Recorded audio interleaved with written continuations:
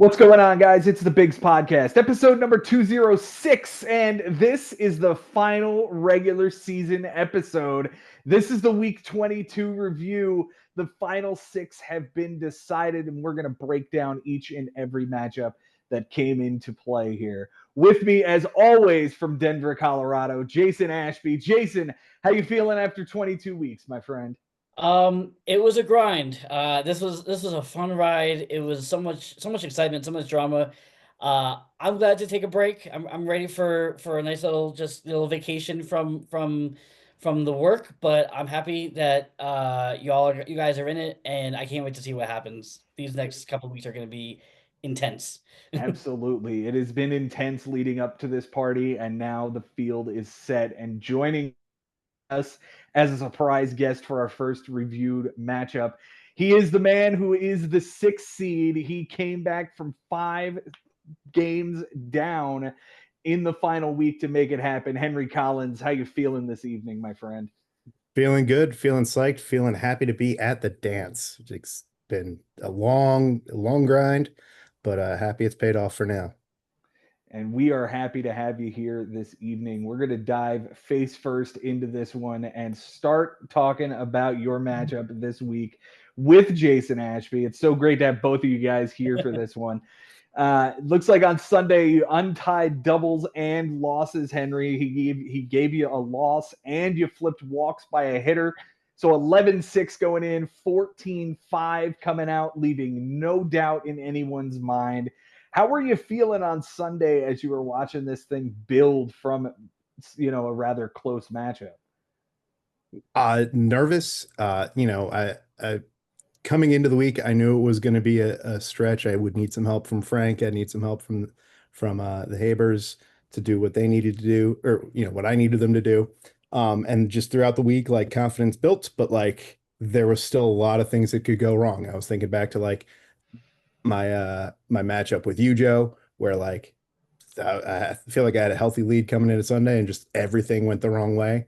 So I was confident but not comfortable. Understood. Jason, you were watching this thing on the other side, and how were you feeling watching this thing balloon? I felt like any move I tried to make was just stomped on. There was just nothing I could do. Any ad that I make just didn't work. Anything I tried, it was just don't even bother. This offense was just lethal Mhm. this week, and the pitching was just good enough to kick me down. And I tried to play spoiler against these last few opponents, and it didn't really work. So I got to work on that. Yeah. Yeah, we talked about that in the episode last night, the episode 205, the initial reactions. It's been a wild 22 weeks, this week especially. Now, we talked about what happened on Sunday. Your close categories this week. Henry, you win by 2 doubles, a loss, 4 walks by a pitcher, and 7 ticks on the whip. Jason, you win by the 3 saves, and you tied in triples and wins. Henry on your bench this week, a 3 for 19. That is a 158 batting average, and you hit 329 with a 424. You got the absolute most out of this ridiculous lineup you put together. Yeah, it came together nicely. We've talked about this offline, but like I feel like there are days when I just make all of the wrong moves, usually because I bench Jason Dominguez and he decides to go like 4 for 4 with 3 homers or whatever. But this week came together nicely. I feel like I finally kind of understand this team and who to play when. So that's got me excited about the It's the playoffs. right time for that, huh? Yeah.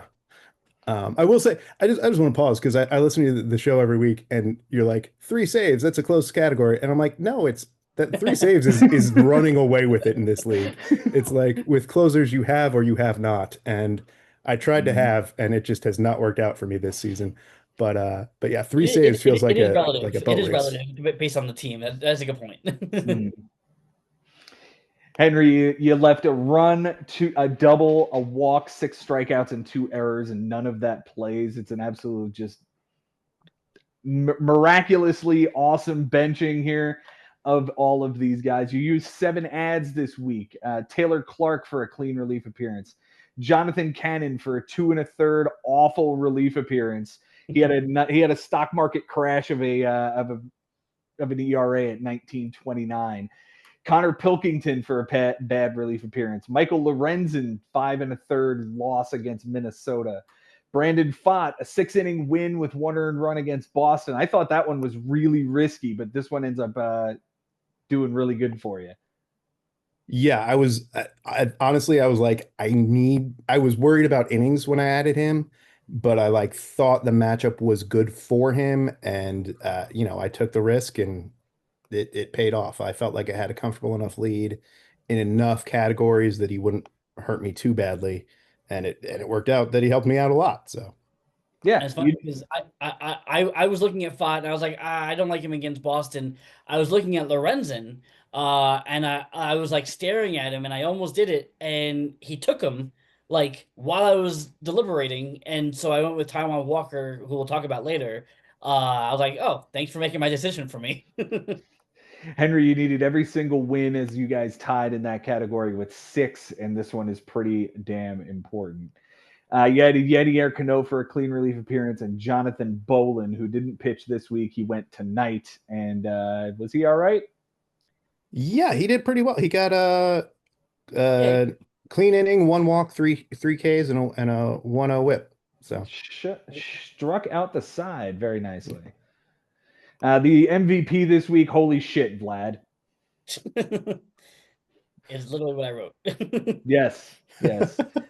A 560 with a 607 on base percentage, 8 runs, 3 doubles, 2 homers, 5 RBIs, a steal, 3 walks, a strikeout, and an error. The man is carrying the team. He is the namesake. He was the first round pick. You got everything you could possibly want out of this guy, right?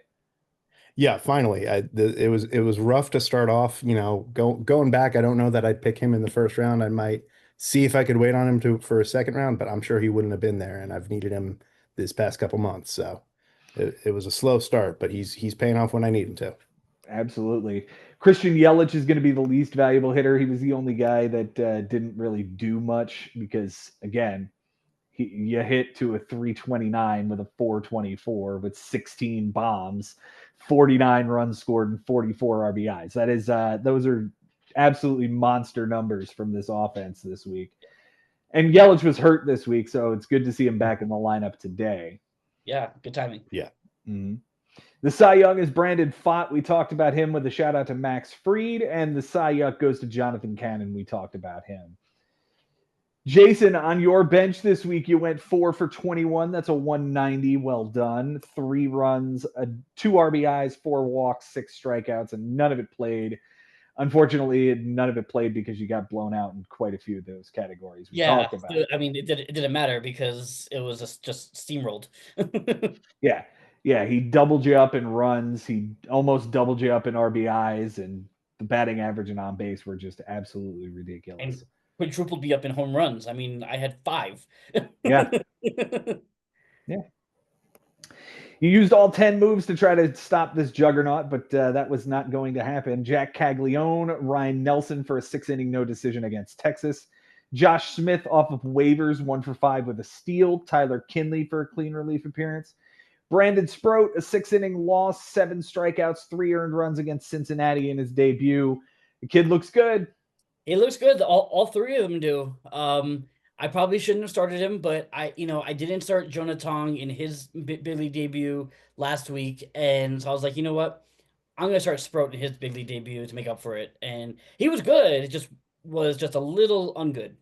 Yeah, just enough to not get the win there, and unfortunately, the Mets offense couldn't bail him out. Yeah. You had Dustin May for a 3-inning, 1 earned run relief appearance. They've moved him to the bullpen. That's an interesting weapon to have out there. Yeah. Francisco Alvarez, 1 for 4 with 2 strikeouts. Jose Soriano was atrocious, and we'll talk about him in a little bit. Taiwan Walker was horrible in Miami. And Curtis Mead, 0 for 4 with the strikeout. The MVP this week goes to what's up? Curtis Mead, he was my last dart throw for doubles because he'd been hitting doubles all over the place. And so I was like, I meant to add, I was going to add him earlier in the week, and I didn't, and I should have because he was hitting doubles everywhere. So I added him for Sunday, and 0 for 4 with a strikeout. 0 for 4 with a K. He's gonna get real run though up there in Chicago, so Yeah, absolutely. he might be viable as a sleeper next year. Just saying. Definitely. Just saying. Yeah. That White Sox team doesn't look atrocious anymore. No, it looks pretty. If they can get some pitching, they look pretty damn good. Yeah. The MVP this week goes to a combination of Stephen Kwan and Corbin Carroll. They combined for 9 stolen bases between them and both hit over 300. These are the two guys that really carried the team for you, Jason. Yeah. Along with, unfortunately, so did Ketel Marte, who was the least valuable hitter this week, a 136 and a 269. 3 runs, a double, 2 homers, 4 RBIs, 4 walks, and 3 strikeouts. But it seems like the 3 extra base hits were his only base hits of the week. Yeah, and they didn't mean anything. Yeah, I wrote that in his contract when I sent him over to you that week 22 he'd have to just completely shit the bed. Yeah. So well, he held it up. Very well done. The Cy Young this week. What the hell is Scoopalicious? He's Scoopalicious. He is 7 innings a win. He is probably going to be the AL Cy Young again this year. Yes. So you got everything you wanted out of your second rounder. Well done there.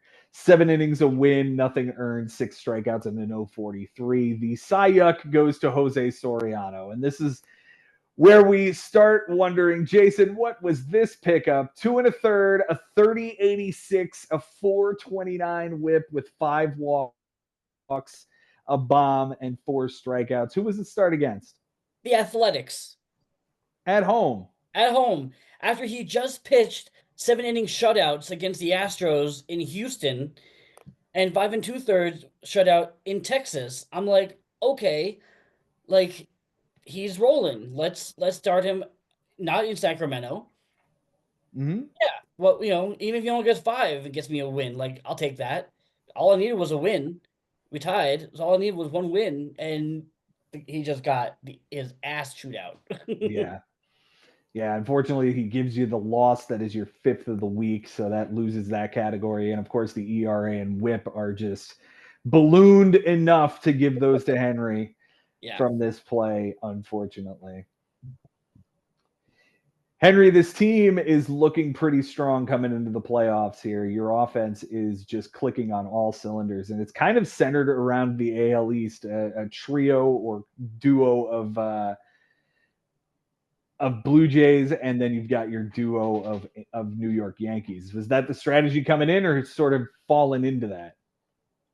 Mostly fallen into that. So we talked after the draft. Kind of my strategy going in was to focus on pitchers, and I completely abandoned that in the moment I got punched in the face. It's like, oh, there's these hitters available. Let me add them. And so I've been kind of trying to make up for that the whole time. But I knew, stacking. Once I picked Vlad in the first round, I knew I wanted to get a couple of Blue Jays to put around him. I had Kirk for a little while. That didn't quite pan out. But him and Springer have been really good for me. Kind of rotating through Grisham and Dominguez when they get in has been working well. So, yeah. Yeah, it's been a really solid group. You got the trade with Frank to pick up Bryce Terang. That was a hell of a pickup, especially considering Jung-Hoo Lee has fallen off a little bit here over the last few weeks. So getting a dude who's on top of a really good offense and Bryce Terang was a hell of a play. The dude on the season, 23 steals, 17 homers, 89 runs scored. Yeah, that's a great addition to the team for a 20-something round pick. Yeah. Yeah. And he, like, at the beginning of the season, he was playing like I couldn't figure out how to get him and Marte in at the same, like, on the right days. So I was looking to get rid of that log jam. Whether I should have moved him or Marte, we'll never know, but this one worked out for me. So yeah, he's been solid. I have no doubts about putting him at second base most days. And it works out. And by the way, this Springer Vlad thing, I'm looking at the numbers and it just blows my mind. Like, if I told you 121 games played, and 27 home runs, and 137 games played and 23 home runs. Which one is which, do you think? Like, you would think that George Springer is the 23 home runs. No, George Springer is out homering Vlad Guerrero, which is just mind-boggling in 2025. And Trent Grisham is out homering all of them. He's Yeah. got 30. 30. You got 30 out of Trent Grisham. That is a hell of a pickup, Henry. What is happening? Yeah, I was, he started off really hot, and I was like, I know there's a bunch of Yankee fans in the league. I'm sure he's not available. I checked the waiver wire and he was there. I was like, all right, we'll give this a try, see if it goes a couple weeks. And here we are, probably 20 weeks later. I was like, all right, this will work with him. This will work. And you know what? The platoon that we've talked about on the show of Dominguez and Grisham, they really have complemented each other. Grisham for the power, Dominguez for the stolen bases. He's got 21. Yeah. Yeah. Grisham was dropped by your opponent this week. So there is some sweet justice maybe to be had there. Ooh, right. Payback week. Henry, you do have Cody this week. How are you feeling coming into this one? I don't know if it's just recency bias or just being my third year in the league. I feel better about my chances this year than I do the past two years. Like, first year was definitely just like, hey, I made the playoffs. Awesome. Last year, I wanted to advance, but you just laid the smackdown on me pretty easily, and didn't work out. This year, I'm fairly certain I beat Cody twice in the regular season. 13-7, 13-8. Okay, yeah. So pretty well. I know he and I were messaging during one of the weeks, and he was like, "You're about to put me in the record books for the wrong reasons," and I was like, let me tell you about this match I had with Ari a couple years ago. But yeah, so I mean, I feel like I play well against him, just the way our teams match up. So I'm feeling good. I'm definitely gonna grind away as best I can. Right now my offense is not doing great, but it's very early. It's Monday. It's Monday. So, but yeah, we'll see how it goes. Nothing else. I made it the third year in a row. I'll take that. I'll sign up for that at the beginning of the year. 10 times out of 9. Yep. Happy to make the playoffs, Henry. That is the attitude to have. Just be grateful to be here, because there are a slew of guys, 10 of them actually, that would love to have your seat. But you are the belle of the ball this year. We love having you on. Thanks so much for being here with us, my friend. No problem. Happy to be here. Hopefully I'll be back in a couple weeks. Yeah, if we advance, we'll have you back for the matchup against whoever you have to face. It will be Josh as the 6th seed. You would have to face Josh, and that would make things very interesting here at Biggs HQ if I were to advance and you were to advance, because I don't know how this guy would take having to play me in the playoffs. It would be a hell. Anyway, we'll be right back with the rest of the matchups here. Thanks. Hey guys, welcome back. We're going to talk about the next matchup here. It's going to be Frank Bucco ending the season for Brian Lebo. It is the heartbreak of all heartbreaks for Brian, who had a 5-game lead coming into week 22. Just had to beat Frank, feel pretty good about yourself, and move into the playoff seat. But Frank takes down a 14-7 win this week. In fact, Frank was up a lot more going into Friday and Saturday. It was 16-1. I saw was the biggest deficit. Wow. Yeah, it was nasty. It was a nasty week. On Sunday, Lebo untied stolen bases, errors, and wins, but Frank flipped innings pitched. So it was 13-5 going in, 14-7 coming out. Close categories: Frank wins by 2 triples, an inning pitched, a save, and 2 walks by a pitcher. Lebo wins by 2 home runs, a stolen base, 2 errors, 2 wins, and 2 relief appearances. They did not tie in anything. For Frank on his bench this week, he goes 2 for 7. That's a 286 batting average, a run, a double, 3 RBIs, and a walk, and none of it plays. All it was Yainer Diaz on Saturday. Yeah. That was it. That was it. with all of it. Yeah. And Frank's been playing without a bench now for a couple of weeks. It seems to have worked, and maybe if this was the idea earlier in the season, we might have seen it get just a little bit closer for Frank, because unfortunately he needed a miracle this week. He needed something like a 16-1 or bigger Yeah. in order to make this thing Yeah. interesting. So, so some of the trades that he made, in the middle of the season were to get guys that he liked, but it ended up causing more of a logjam in that lineup, I think, than he probably anticipated. Mhm. But now he kind of cleared that out by having no or limited bench, and it's worked. Yeah. Yeah. All 10 moves for Frank this week. He started off with Tyler Wells, a 5-inning win with a home run, 4 strikeouts, and 2 earned in San Diego. He added Tanner Banks, who did not pitch and was a waste.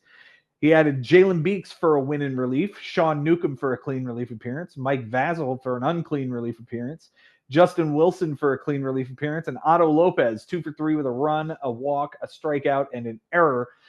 All of those moves were done before Wednesday. Yeah. Yeah. Those last 5 are all on Tuesday. Exactly.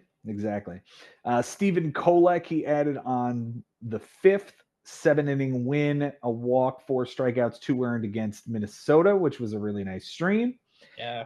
Andrew Alvarez, 4 2/3, no decision with a bomb, 3 walks, 2 strikeouts, and 2 earned in Chicago against the Cubs. That And was pretty solid. And then the waiver claim of Bubba Chandler to finish out the week, 2 2/3, a loss, 3 walks, 3 strikeouts, 9 earned runs. It is a 30.38 ERA and a 4.50 whip against Milwaukee. Yikes. yeah, that's ugly. That's very ugly. And not for nothing, I'm happy that Bubba Chandler is going to be on someone's team and not floating around the waiver wire in the playoffs. Like I'm glad he's locked up on Frank's team. So Yeah, yeah, because I mean, I don't know what they've been using him in relief. I don't know if the Pirates are gonna keep him in the rotation or what they're gonna do with him, but he's got filth. He's filthy up there. So mhm. yeah, Mhm. Frank's MVP this week is Zach McKinstry, one of the highlights of his team all season. 350 with a 391 on base percentage, 4 runs, 3 doubles, a triple, 5 RBIs, 2 walks, and 4 strikeouts. He has double-digit triples this year. In fact, he is second in the major leagues behind only Corbin Carroll. It is just amazing what this guy has done for Frank this year.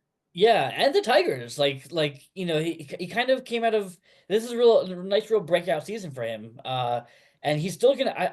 I haven't looked, but he's still going to have a bunch of this eligibility going into next year. So it'd be interesting to see, where he goes in a Mhm. draft. He wasn't drafted this year.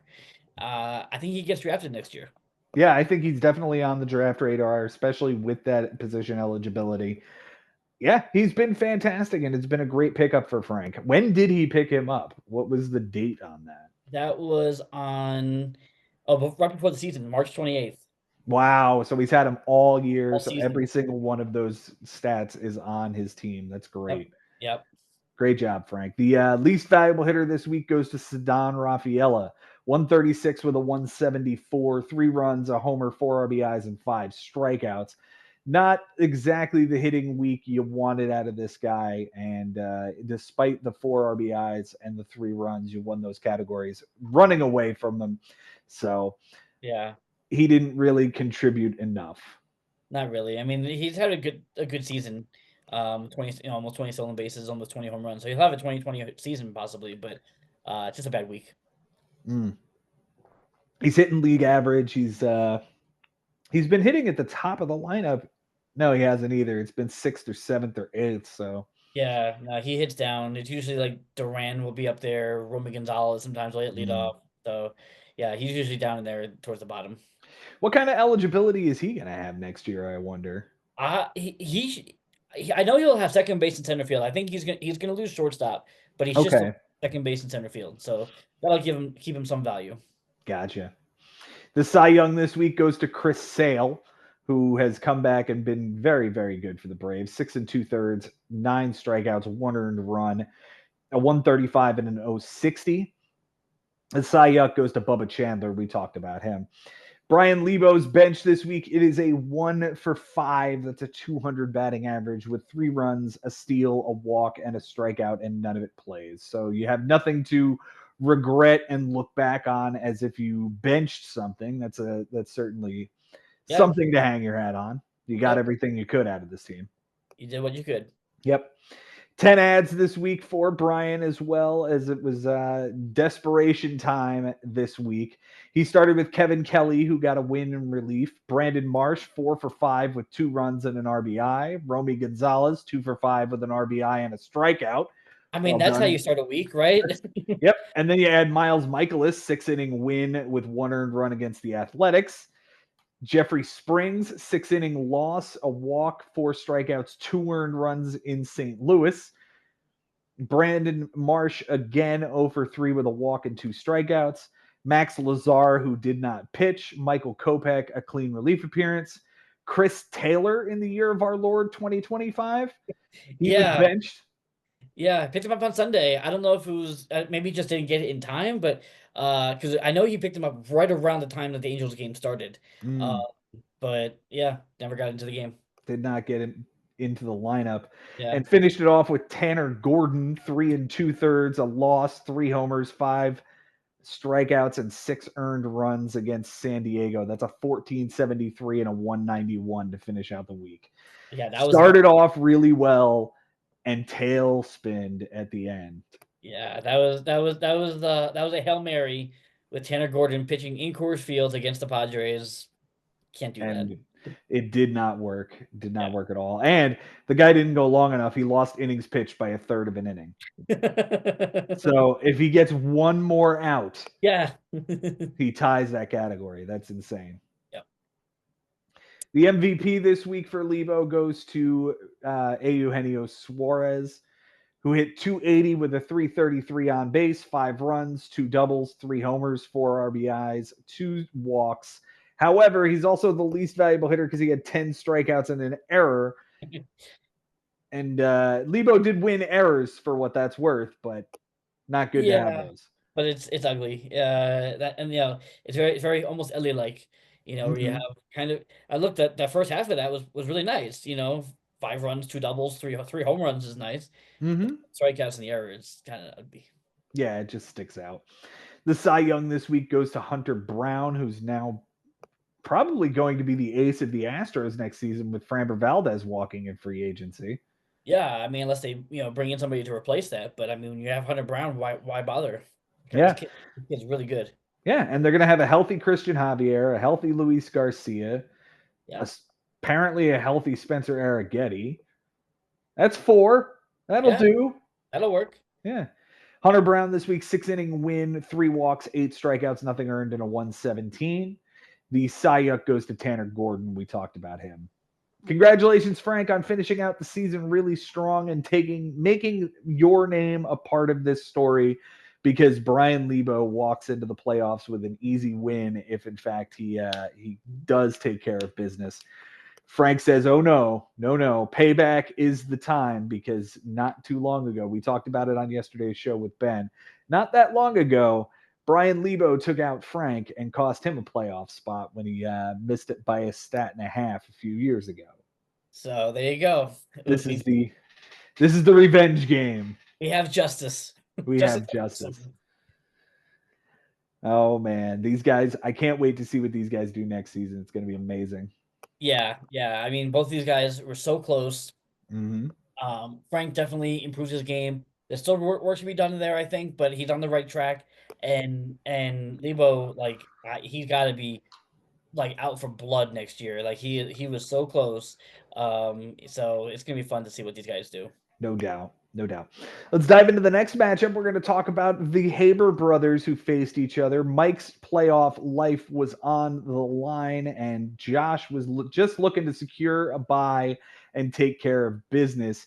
He did, in fact, do that, and in the process of doing so, kept it close enough that Mike is not able to get himself a playoff spot. It ends up 10-7 Mike this week. 10-7 in favor of Mike Haber. On Sunday, Mike tied doubles and triples. He got the Sunday triple, but Josh untied the runs, tied walks by a pitcher when Mike gave up too many, and flipped strikeouts by a pitcher. In fact, it was 12-7 going in, 10-7 coming out.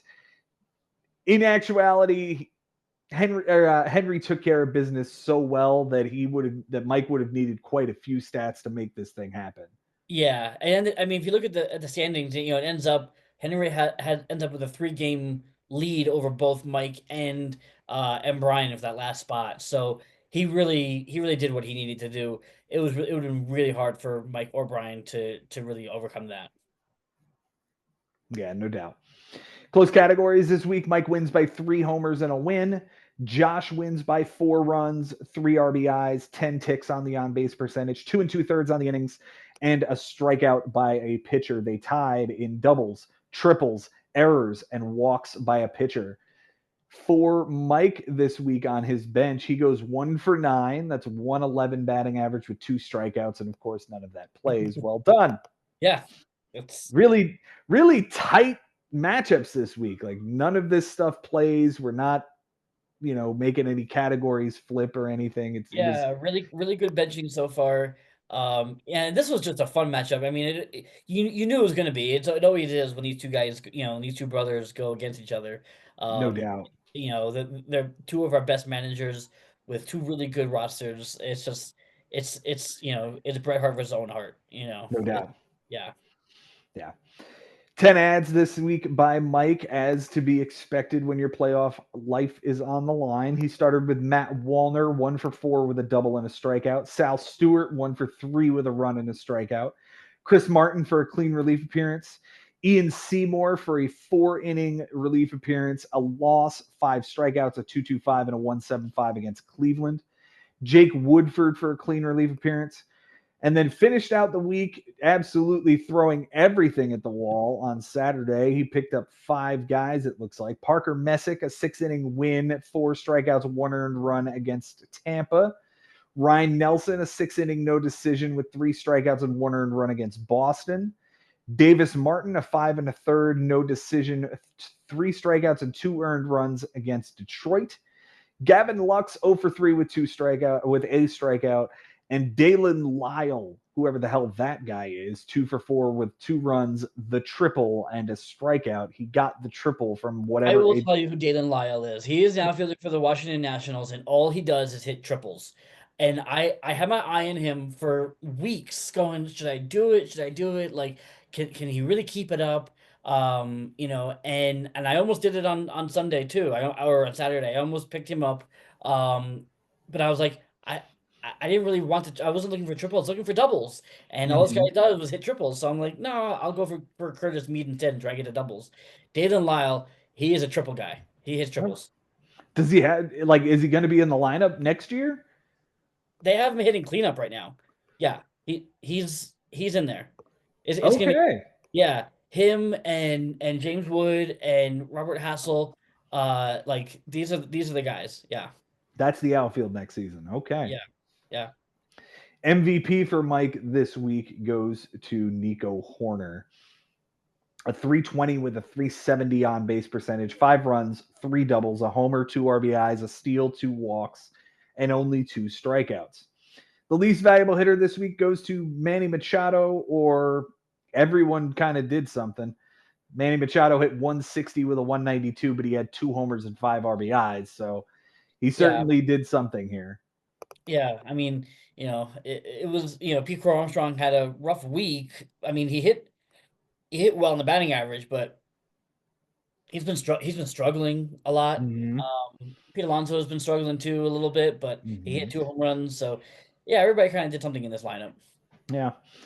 The Cy Young this week goes to Brandon Woodruff, who is fantastic for Milwaukee since coming off of the IL. He's been really good. Yeah. 6-inning win, 8 strikeouts, nothing earned, and an 0.33. The Cy Young this week goes to either Chris Martin or Hulk Hogan Harris, a couple of relievers that didn't do all that well for him this week. But Mike pitched to a 368 and a 132 and won both those categories. Yeah, I mean, Josh didn't pitch well, so Mike didn't really need to pitch much better than he did to win those categories. Yeah. For Josh on the bench this week, he goes 1 for 7. That's a 143 average. A run, a homer, an RBI, a walk, and 2 strikeouts, and none of it plays. Nope. It was Friday. It was whatever. None of it matters. We're moving on. 7 ads from Josh this week, which is kind of surprising. But I guess once your roster is set on Saturday, you're like, well, I'm not going to do anything. So, yeah, why bother? Yeah.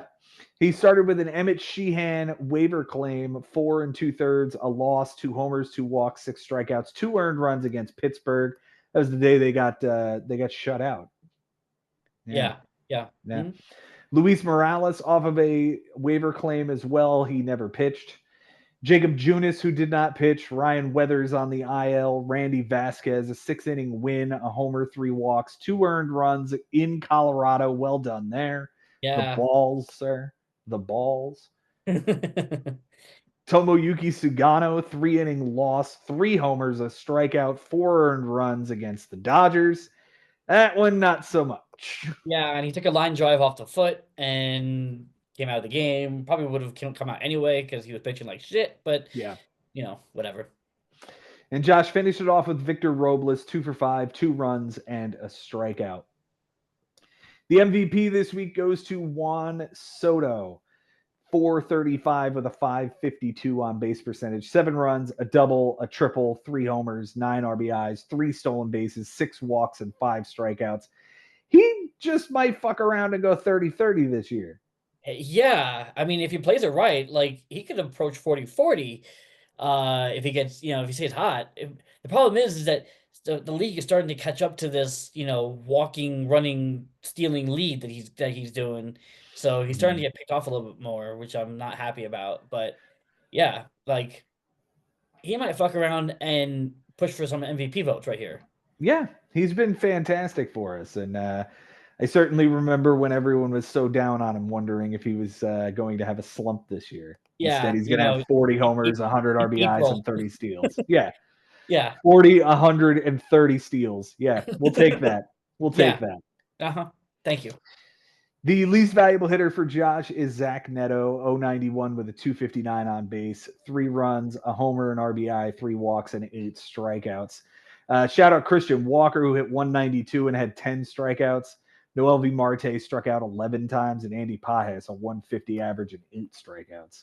Yeah. Some uncharacteristically bad hitting going on.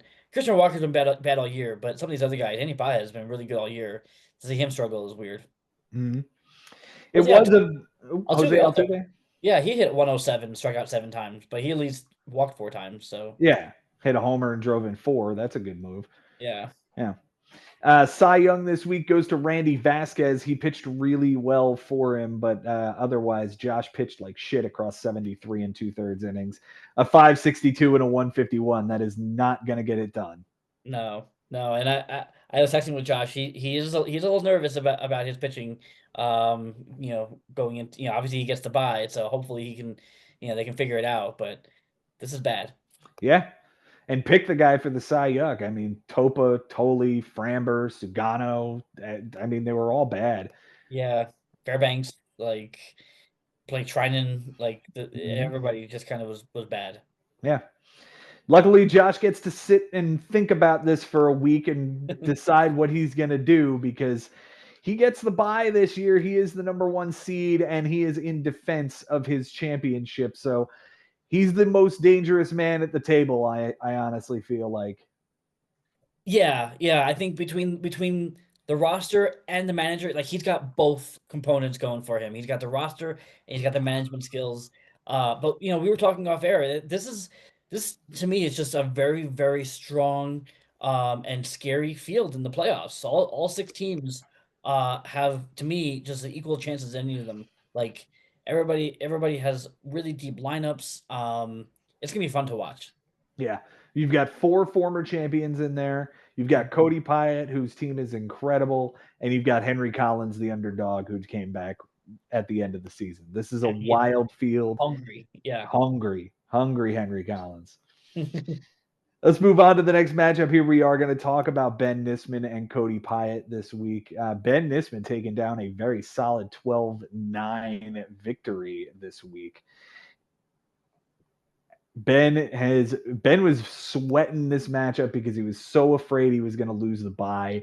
He knew he had to protect a nine game lead over Cody going in. And I told him the math says just get 7 stats and you're good, because the best he can do is 14-7. Right. Well, Benji did a lot better than that.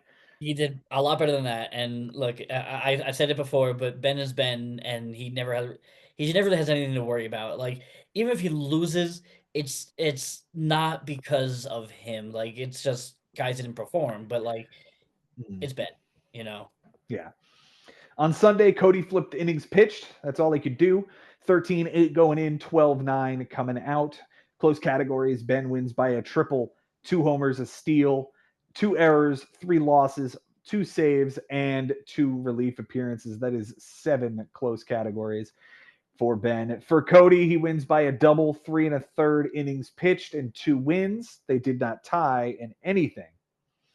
For Ben on his bench this week, he goes 7 for 20. That is a .350 batting average. Would anything have changed? No, because Cody hit the hell out of the ball, and we'll talk about it here in a minute. So the .350 on the bench doesn't matter. 3 runs, a homer, 5 RBIs, 2 walks, and 4 strikeouts, and none of it plays. No.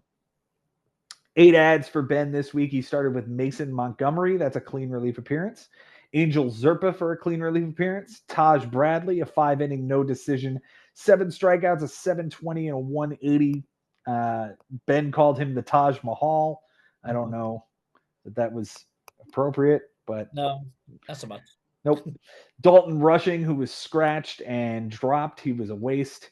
Dylan Dingler, 0 for 3 with a run and 2 strikeouts. Miguel Andujar, 1 for 3. Andre Palante, 6-inning, no decision, a walk, 3 strikeouts, and 2 earned runs against San Francisco. And finished it out with Dustin May for next week. Yeah, not for next week, for the week after, I guess. But, yes, for whenever he returns. Yes. It seems like, the Dodgers, Will Smith got hurt, right? And so obviously you go Dalton Rushing, and then he gets hurt. So Dodgers are playing, no catchers pretty much. So Ben's scratching for a catcher with Dylan Dingler. But luckily now, Ben has the bye, so he's got a week for Will Smith to get healthy and back to him. Absolutely. The MVP this week is Joe Adele. Speaking of guys who have 30 home runs that make no goddamn sense. Yep. This guy, 35 home runs, 94 RBIs, and a league average 243. Yeah. Yeah. Who saw that coming? I mean, like, what did he hit last year? He hit 20. The year before, he hit 3. So this kind of came out of nowhere. Yeah, absolutely. And this week, a 407 with a 448, 6 runs, a double, 5 bombs, 12 RBIs, a steal, 2 walks, and 6 strikeouts. He absolutely carried this team. Yeah, he was everything. And he was scratched tonight because of vertigo. Byron Buxton is banged up with a knee contusion. Talk about Will Smith, Ben's got to be over the moon that he has a bye this week and not having to worry about these guys all banged up, this week. Get healthy and get ready for the semis. I don't think Ben is even looking at it. Yeah. I don't think he's picked up the phone and looked at it. I'll be over the moon for him then. The least valuable hitter this week goes to Bryce Harper, a 200 with a 259, 2 runs, a double, 2 homers, 4 RBIs, 2 walks, and 7 strikeouts. Ben hit 287 with a 339. That should compete most weeks. Unfortunately, Cody just tore the cover off the ball. Yeah. I mean, 27 runs, 8 doubles. That should do. Yeah, it certainly should. It did not this week. The Cy Young this week goes to Christopher Sanchez, who might be the ace of the Philadelphia Phillies next season. Yeah. Because I don't know that Zach Wheeler's going to come back the same after thoracic outlet surgery. Christopher Sanchez this week for Benjamin was absolutely outstanding. As soon as I find him. He's there. That's because I'm looking at Cody's team. There he is. 7 innings. No, he's not on Cody's team. 7 innings, a win, a walk, 5 strikeouts, 1 earned, a 1.29, and a 1 whip. The Cy Young goes to Cam Schlittler. I have to say that name very slowly. Oh, Gary Cohen does too. He's very careful about it. Yeah. Inning and 2/3, a loss, 2 walks, 2 strikeouts, a 21-60 and a 4.20. It was absolutely not what you want in the Week 22 matchup. It was against Toronto. Yeah. He gave up far too many. Yeah, he gave, what was that? 4 runs in an inning and 2/3. Just not going to get it done. Luckily, they pulled him early enough. Otherwise, that might have been uglier. Yeah. Yep. Good job, Aaron Boone. Yep. For Cody on his bench, he goes 4 for 15. That is a 267 batting average, 2 runs, a triple that would have won the category, an RBI, 2 walks, and 3 strikeouts. The triple comes on Sunday. It's Nick Castellanos on the bench, and Sal Frelick is out of the lineup, so he could have gotten him in. Yeah, I don't know what that was. I guess ultimately didn't matter, but just is weird. Interesting. Yeah. Only 2 moves from Cody this week. Martin Perez for a 4-inning loss with 6 earned runs, a 13-50 and a 2 in Detroit. And Max Scherzer, a 4 1/3 inning loss with a homer, 4 walks, 8 strikeouts, and 4 earned runs against the Yankees. Go ahead. No, those were 2 ads, and none of them were particularly good. No, they were, in fact, bad. The MVP this week goes to Yordan Alvarez, 500 with a 552 on base percentage, 5 runs, 2 doubles, 2 homers, 6 RBIs, 3 walks, 4 strikeouts, and an error. What a time to get this bat back. That's what I've been saying is like Cody has been doing what he's been doing all year without this guy, and now he has him. And if he's going to put up weeks like that, yeah, that just makes this lineup even more ridiculous. Mm-hmm. The least valuable hitter goes to Xavier Edwards, 100 average and on base with a run and 2 strikeouts. The Cy Young this week goes to Merrill Kelly, who has been fantastic for him this year. 7 innings, 1 earned run, 7 strikeouts, and a walk. A 129 and an 086. That start came against Houston at home. He's got Milwaukee in a couple of days. It'll be interesting to see if Cody starts him against Milwaukee. Yeah, it's a Wednesday matchup, and those are tricky because at that point in the week, it's, do you take the chance, or is it still early enough where you can start him and you can make up for it later? We'll see. Mm-hmm. The Cy Young goes to Joe Ryan, 2 innings, a loss, a homer, 4 walks, a 22-50 and a 4. Yikes, that's not good. Where did that come from? That was against the Royals of all teams. Mm-hmm. It just got blasted for 5 runs in 2 innings. Yeah. Although it looks like he's gotten pushed back. Yeah, and he had the start before was good. 2 starts before that though, he got roughed up twice against Toronto and the Athletics. So maybe they need to give him a rest. Yeah, his next start is probably going to be at home against Arizona. It'll be interesting to see if he starts that. Yeah, that's an interesting one too. Mm-hmm. Cody is matched up with Henry. Ben is sitting on the bye. I am very interested to see what happens offensively between Cody and Henry. This is going to be a slugfest. Yeah, these 2 offenses are really scary, and they hit the cover out of the ball last week. So whoever can keep the hot streak going is probably going to be the person that advances. I just have the feeling like the offense is going to be the story here. And whoever can slug their way to the semifinals is what we're going to watch here. Yeah. Or it could be, maybe whoever has the better pitching, because if the offenses are going to go nose to nose, maybe whoever has, just one more win, on the pitching, or tick better on the whip is all you need. So yeah, this is going to be a fun one to watch. No doubt. It's going to be wild. And I think personally, I'm rooting for Henry. Go Henry. We're gonna root for Henry to continue this winning streak, this run that he's been on. We talked about it last night with Ben. He's 18 games over 500 in the last 6 weeks. It is ridiculous. That's it's this offense. This offense is, I'm telling you, I just played it, and it is murder's row. It is the 27 Yankees. Like, it is just filthy. Yeah. All right, let's dive into the next matchup here. We're going to talk about another quarterfinalist here, Jimmy Dunlap, who takes down the 4 seed this season. He took on Bobby Russo in this matchup in week 22. And as soon as my computer does its thinking, it'll allow me to pull up the matchup.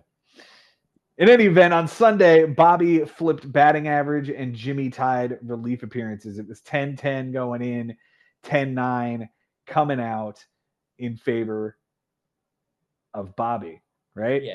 Yes. Yeah. Okay. Bobby squeaked this out.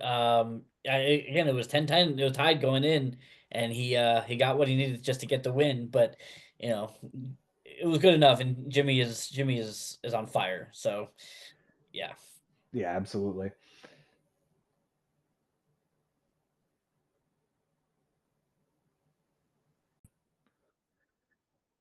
All right, my computer's done having the seizure, so we're back online here. Close categories this week.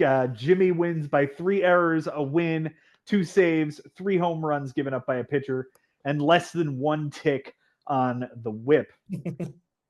Bobby wins by 3 homers, a steal, 2 walks by a hitter, 3 strikeouts by a hitter, 1 tick on the batting average, and a loss. 1 tick on the batting average is very frustrating. I mean, 1 hit is all you need. Literally. For Jimmy on his bench this week, he goes 4 for 20. That's a 200 batting average. Of course, the 1 hit would have gotten into the lineup, would have flipped batting average.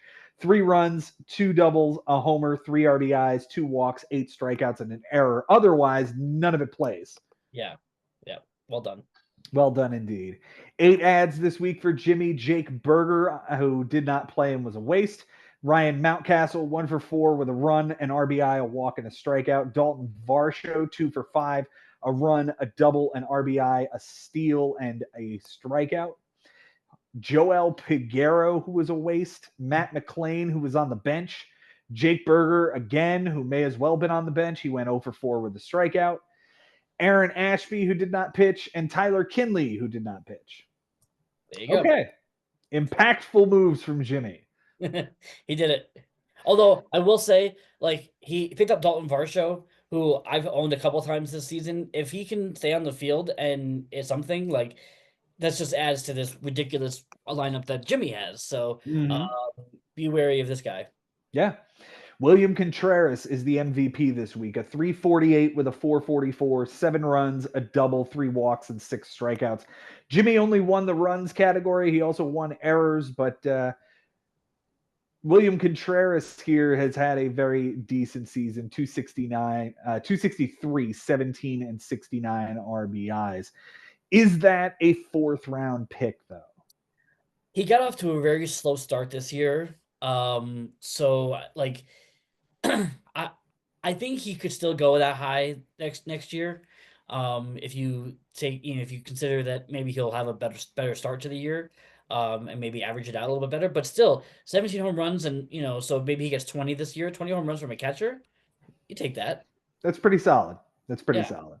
Yeah. The least valuable hitter is Jackson Churio, 056 with a 182 on base, 3 runs, a homer, 3 RBIs, 2 walks, and 5 strikeouts. This guy has to get going if Jimmy's going to advance against me this week. Yeah. He's come back from the injured list. He hasn't really hit all that much. He had a 4 for 5 game, and that's about it since coming back. That's really it. Yeah. He's got a couple of home runs since coming back, but it hasn't been a lot, and now they're starting to bench him a little bit. So we'll see what they do. Mm-hmm. His 1st round pick, Paul Skeens, is the Cy Young this week. 6 shutout innings and a win, 8 strikeouts, and an 050 on the whip. The Cy Young goes to Gabe Spire, who is now on my team. Thank you very much for dropping that guy. I will certainly pick him up. He was awful and took 2 losses over his last 2 relief appearances. That's why I feel like he's due to be good. Okay. I hope it works out. Yeah. We'll see. He's facing St. Louis, and they are down 2-0. So maybe this guy gets into the game. I don't know. Okay. For Bobby on his bench this week, he goes 10 for 32. That is a 313 batting average. 8 runs that would have tied the category. So we'll skip over that. 2 doubles, a triple that would have won the category, a homer, 4 RBIs, 8 walks, 8 strikeouts that would have lost the category, and 2 errors, and a relief appearance that would have won the category for him as well. The relief appearance comes from Jack Dreyer on Sunday. It is a save as Yeah. well. So Yeah, that is pretty I mean, disappointing. the Dodgers bullpen has been a mess. With Tanner Scott's been terrible. Blake Treinen's been bad. Like everybody's been bad in that bullpen, so they had to go with somebody else, and they went with Jack Dreyer, and he got a save, and he was just sitting there on Bobby's bench. Mm-hmm. And the triple comes from Nathaniel Lowe on Friday. Merrill is 0 for 3 in the outfield. Kurtz is 0 for 4 at first base. Like, there's ways to get this guy into the lineup. It's just unfortunate that he wasn't there. Yeah, yeah. I mean, I don't know what the pitching matchups were. It's hard to take Nick Kurtz out because he's been so good, but Yeah. could have. Yeah. Yeah. Only one ad used. He added Patrick Corbin. Who cares? His MVP this week goes to Jorge Polanco, who at one point I was saying needed to come off of this team or be benched. Really nice week from him. We appreciate it. 389 with a 478 on base percentage, 5 runs, a double, 2 homers, 4 RBIs, 4 walks, and 3 strikeouts. He's actually had a really nice year. Like he's got 24 home runs and 66 RBIs and 6 steals for what that's worth. He's had a pretty good year. Yeah, and he's hitting above league average, 258 average. That's really nice. Yep. I take it back. Jorge Polanco is a serviceable player. O'Neal Cruz was not serviceable this week. He's the least valuable hitter.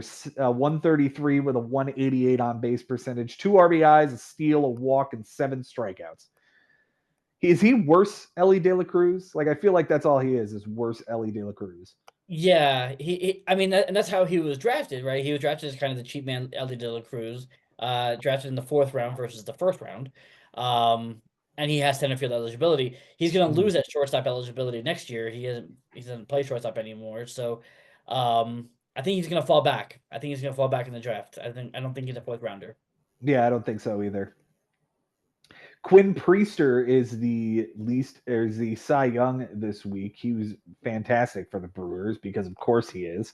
7 innings, a win, a walk, 6 strikeouts, a 2.57, and a 1. The least valuable pitcher was Garrett Crochet, of all people. Yeah. 6 innings, 4 homers, 4 strikeouts, a 10.50, and a 1.50. That is a bad start. Yeah, at least it was a no decision. Yeah, they just let him wear it. He gave up 7 runs to the Guardians. And the team still won the game. The team won the game. Yeah. He's going right now against the Athletics, 4 innings and 6 strikeouts and nothing earned. So good job on that. Yeah. I told you I wanted Jimmy. I said I wanted the smoke against this team. I am ready and willing and able to take him down this week. Dude, it's gonna be fun to watch. Both of these quarterfinal matchups are gonna be I'm gonna be glued to my phone watching to see what happens. It's gonna be a lot of fun. I've already spoken with Jimmy. Wished him good luck this week. He told me he was on the way to the airport to go to Greece. So if that's an advantage, I have it. Okay. Well, hey, maybe there's some Grease lightning. I was thinking the same thing.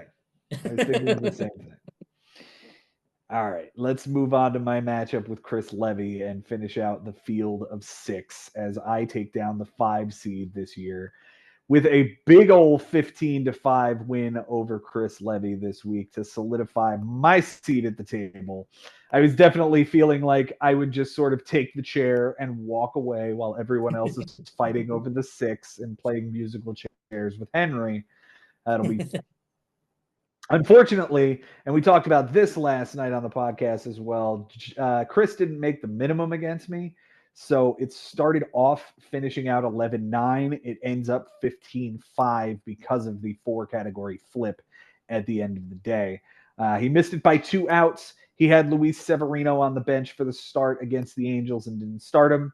He had Jose Castillo in the NA spot who came in for an inning, and neither one of them saw the lineup. That's it. Yeah. He just needed one of those guys, and that would have been it. Yeah. On Sunday, Chris tied doubles and flipped runs, and we talked about all the pitching stats. So again, 13-8 coming in, 15-5 coming out. Close categories this week. For me, it's 3 home runs, 2 walks by a hitter, 3 errors, and a tick on the whip. Of course, I would have won it anyway because he didn't make the minimum. For Chris, it was 3 runs and a stolen base. We tied in doubles. On my bench this week, I go 4 for 16. That's a 250 with a run, 2 runs, a double that would have won the category, a homer, an RBI, a walk, and 7 strikeouts.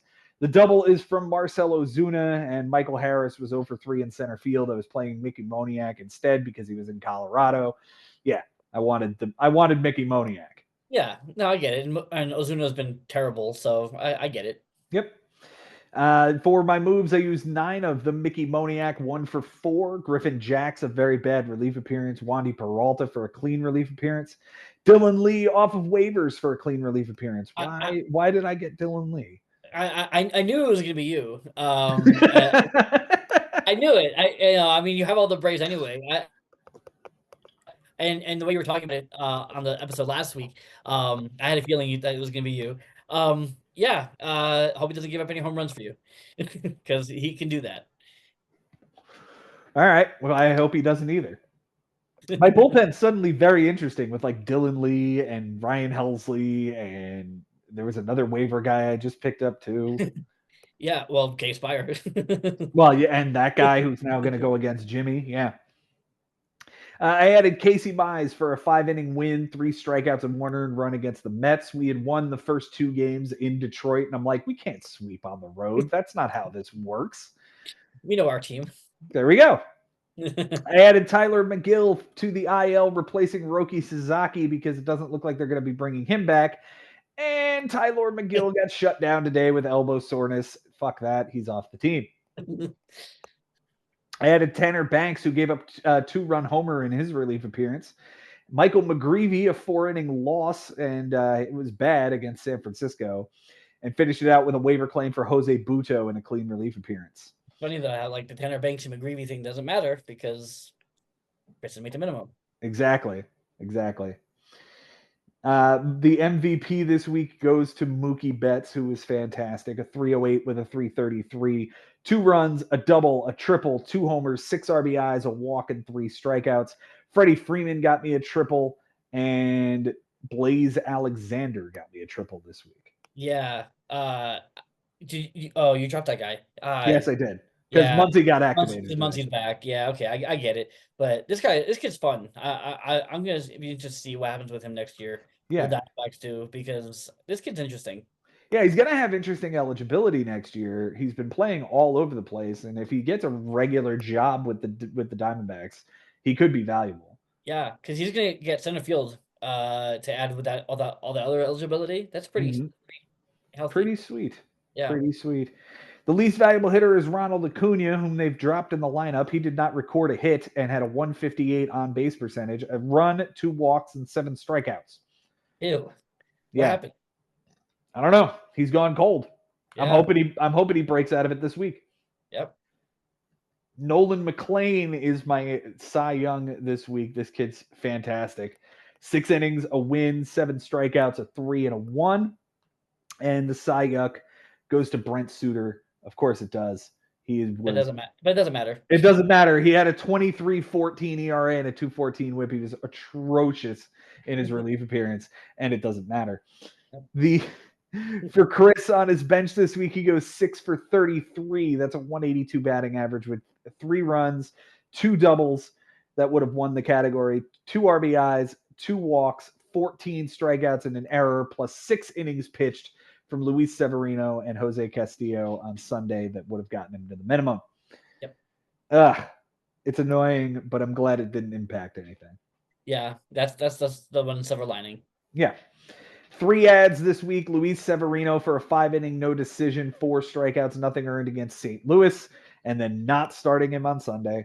PJ Poulin for a clean relief appearance. I don't even know what that is. And an Ildemaro Vargas 1 for 3 with a run an RBI and a strikeout. That's it. Yeah. The MVP goes to Rafi Devers. 3 ads. This guy has been using 10 ads every single week this year, but not this one. Not this one. Nope. Gives me the layup at the end of the year. Yeah. Rafi Devers is the MVP this week. 280 with a 357, 6 runs, 3 homers, 7 RBIs, 3 walks, 6 strikeouts, and an error. The least valuable hitter goes to Carson Williams. I don't know why we're playing this kid. 154 with a 214, a run, a homer, 3 RBIs, a walk, 6 strikeouts, and an error. You're playing him over Anthony Volpe, I guess. But you've got CJ Abrams. So yeah, it's a race thing. I guarantee you. Yeah. The Cy Young, nope. We're not going to talk about that. You didn't make the minimum. The Cy Young goes to George Kirby. 2 innings, a 31-50 and a 5. He got blown out. Holy shit. What happened to him? I don't even remember this. Tampa kicked his ass. All right. 7 earned. 8 runs, 7 earned in over 2 innings against Tampa. Insane. In Tampa. And he would have won like ERA and WHIP, right? I think so. Yeah, he would have won ERA. He wouldn't have won WHIP. Yeah, he would have won walks and homers. You had it by 1 tick. Yeah, yeah. But both of you pitched pretty bad. But yeah, that's why I'm thinking this week's going to be good. Yeah. I hit like shit. I pitched like shit. I blew him out, and look out, Jimmy! Here it comes. Yeah, yeah. This is gonna be. I tell you, this entire field is so loaded with talented rosters and managers. I'm almost glad I didn't make it in because I wouldn't have wanted to face any of those other guys. Like, that's scary. It is a scary field this year, man. It is going to be a wild finish. It's one of the best years we've had, and I'm certainly glad that this is the field. It's the way that it's supposed to be. All 6 of us are as we are supposed to be. No issues with somebody missing the minimum and somebody jumping a category or 2. Yeah. So. All right, let's finish this thing up talking about the 4 teams that we haven't touched on yet. We're going to hit Ari Nisman and Adam Lowenstein next, as those 2 guys went to an 11-8 final in Ari's favor. Good to finish the season strong, Ari. Way to go. Didn't finish last. That's good to go. Adam does get to the consolation bracket here as the 12 seed, so he is the guy who wins that little mini race that was going on. I was gunning for it. I really was trying. Not only was I trying to ruin Henry's season, but I was trying to just sneak my way back into the consolation bracket, but not quite. Yeah. On Sunday, Adam untied home runs by a pitcher when Ari gave up too many, and tied strikeouts by a hitter when Ari took too many of those. So Ari just gave him 2 categories back. It was 12-6 going in, 11-8 coming out. Close categories, Ari wins by 3 runs, a homer, 2 saves, and 2 walks by a pitcher. Adam wins by 3 doubles, a triple, an RBI, an error, 2 losses, and 2 home runs given up by a pitcher. They tied in wins. For Ari on his bench this week, he goes 12 for 54. That is a 222 batting average. 3 runs, 3 doubles that would have tied, a homer, 4 RBIs that would have won, a steal, 9 walks that would have won, and 10 strikeouts that would have lost the category.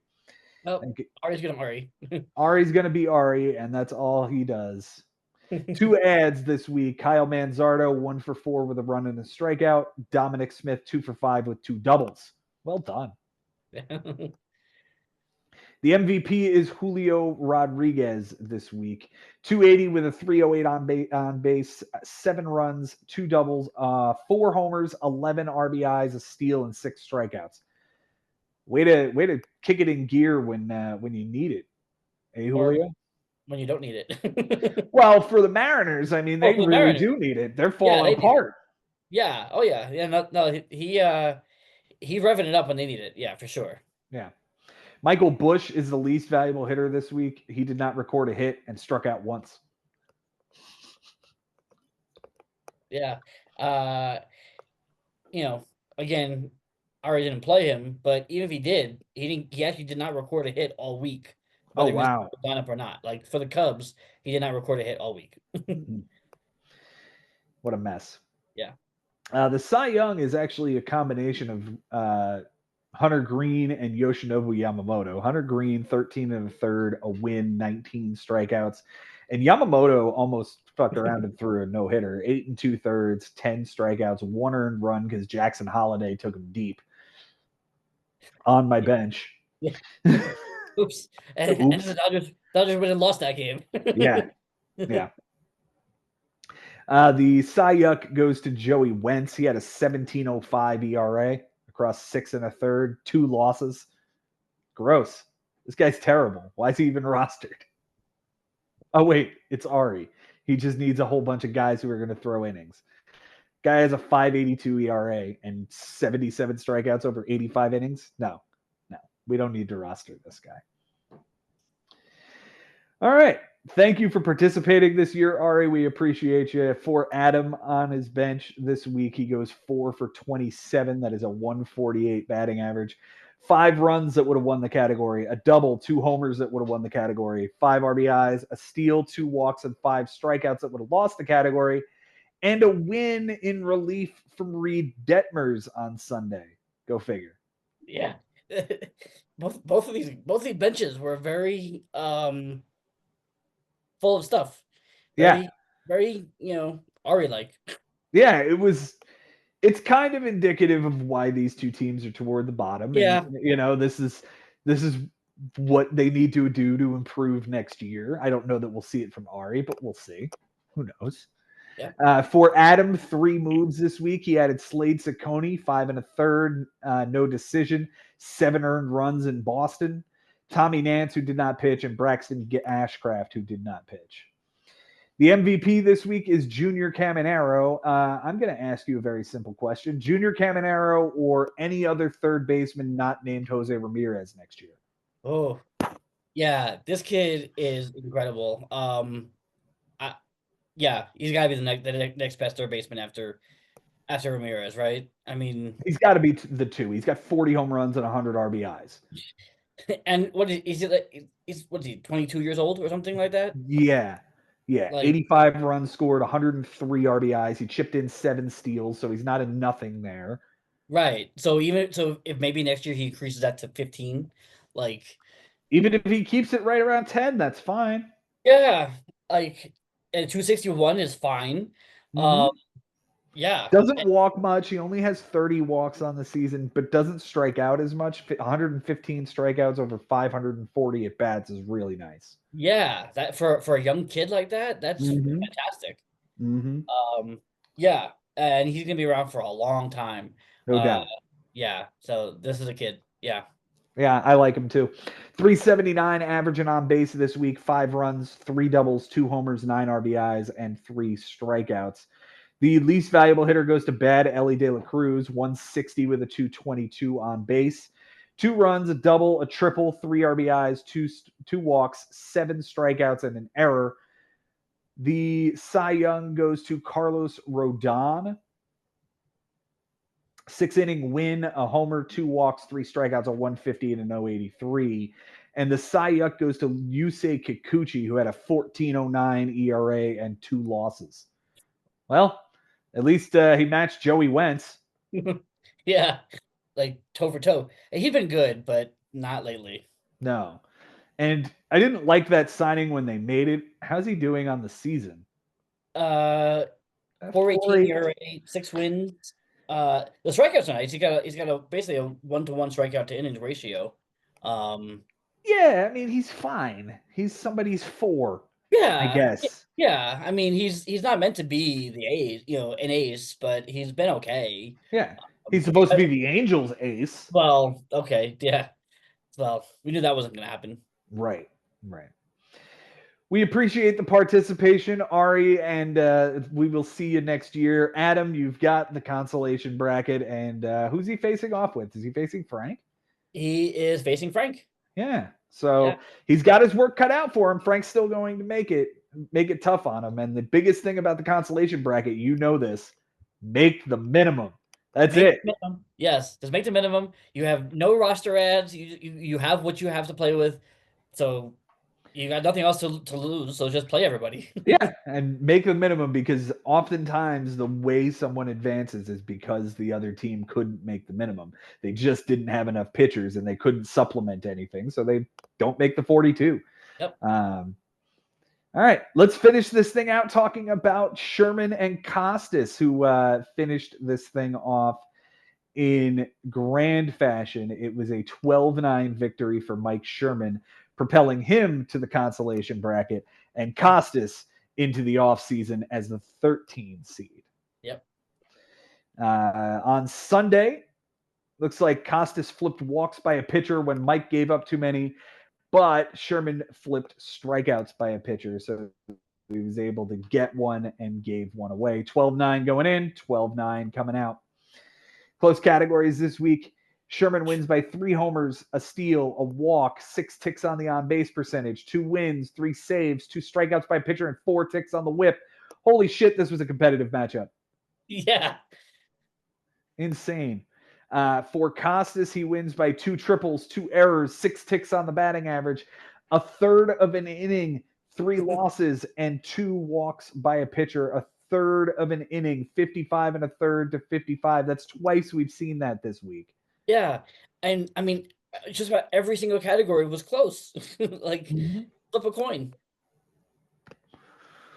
For Sherman on his bench this week, it is a 14 for 47. That is a 298 batting average with 5 runs, 3 doubles, a homer, 6 RBIs, a steal, 2 walks, and 19 strikeouts that would have tied the category had he let them all into his lineup somehow. But the 298 probably flips batting average being. Oh, of course. Ticked. Yeah. Couple of hits there. He's only 6 down. Yeah, absolutely. Yeah. Only 4 ads for Sherman this week. They all came on the same day, the 6th, which was, in fact, Saturday. It was all pitching. It was all to make the minimum. JT Ginn, 5 inning, 5 strikeout, 1 earned run against the Angels. Mitch Keller, 6 1/3, a loss, 2 earned runs against Milwaukee. Mitch Farris, 6 inning, no decision with 2 earned runs against the Athletics. Yeah, he picks that guy. I pick Jose Soriano. Which one does better? That guy. This guy. This guy on the other side of Jose Soriano's implosion. Yeah. And he finished it out with Kai Wei Tang, a 4 inning loss, 5 walks. 5 walks, 8 strikeouts, 4 earned runs against St. Louis. The MVP this week goes to Hunter Goodman. Do I have enough battery to make it the rest of the way? I think so. You can do it. We can do it. Hunter Goodman. He was fantastic. And one of the bright spots of the Rockies this year, 476 with a 500, 4 runs, 2 doubles, 3 homers, 10 RBIs, a walk, and 5 strikeouts. The least valuable hitter goes to Jarren Duran, 182 and a 250, 2 runs, a double, an RBI, 2 walks, and 6 strikeouts. The Cy Young goes to JT Ginn. We talked about him. And the Cy Young is literally anybody else because Sherman pitched to a 6.38 ERA this week. Yeah, it was gross. It was very gross. For Costas on his bench, he goes 6 for 35. That's a 171 batting average, 4 runs, a double, a homer, 3 RBIs, a steal that would have tied the category, 4 walks that would have won the category, and 9 strikeouts. 6 moves this week. Cody Funderburk for a clean relief appearance. Ke'Bryan Hayes, 3 for 4 with a run, a double, and 2 RBIs. Stephen Okert for a solo homer in his relief appearance. Harrison Bader, 1 for 4 with a run, a double, and 3 strikeouts. He's actually really good tonight. Fuck that guy. He owns the Mets this year. Yeah, he's an asshole. We should have kept him. Isaac Collins, 1 for 4 with a double and a strikeout, and Matt Festa for a clean relief appearance. The MVP goes to Trey Turner, who's now on the IL and might be done for the year. Yep. That was that sucks for them. 435 with a 458, 2 runs, a triple, a homer, 5 RBIs, a steal, a walk, and 3 strikeouts.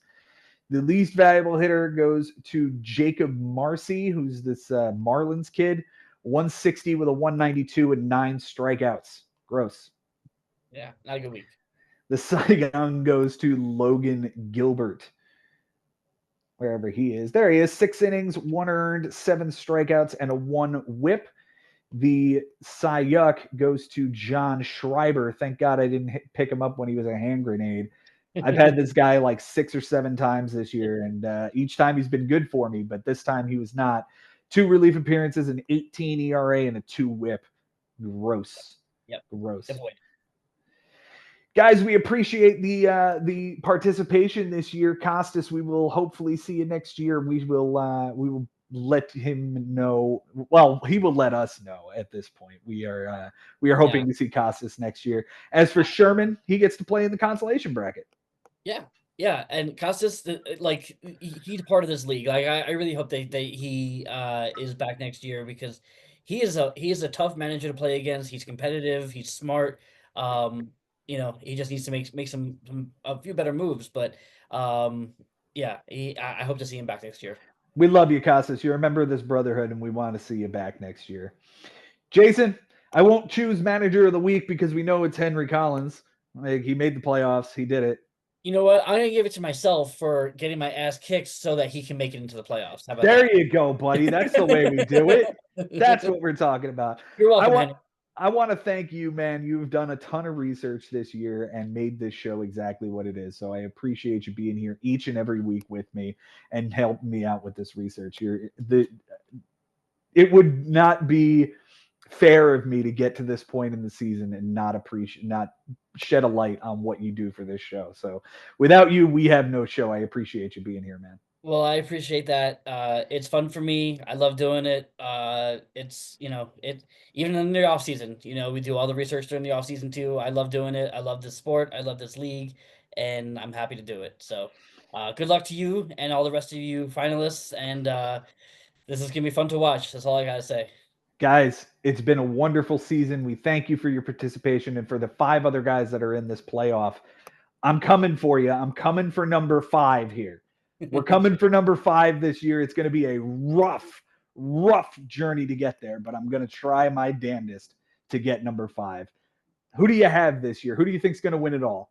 Oh man, you know what? It's a pick a name. I like the dark horse. I like Henry. Maybe he's recency from what I just saw from him last week, but that team is scary. That team is really, really scary from top to bottom. He doesn't really have a closer, but I think he can be fine with that one, and maybe Mason Miller finds a save somewhere. Go Henry. Go Henry. I'm rooting for you. I'm rooting for you to face Josh, because I don't want to face Josh for the 3rd year in a row in the semis. That would not be fun. Guys, thank you all for watching and listening. Until next time, it's been real, it's been fun, and it is always real fun in the bigs. We'll see you next time.